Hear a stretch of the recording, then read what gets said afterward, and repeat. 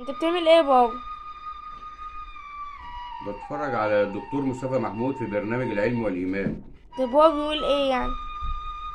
هو بيتكلم عن العلم، إن إحنا لازم يعني يكون عندنا علم ونركب قطار العلم بسرعة عشان ما نبقاش في مؤخرة الأمم. لو ما لحقناش نركب قطار العلم دلوقتي، هو بيقول الكلام ده من 40 سنة، لو ما لحقناش نركبه دلوقتي العالم كله هيتقدم واحنا نبقى متأخرين جدا. طب احنا مركبناش ليه يا بابا؟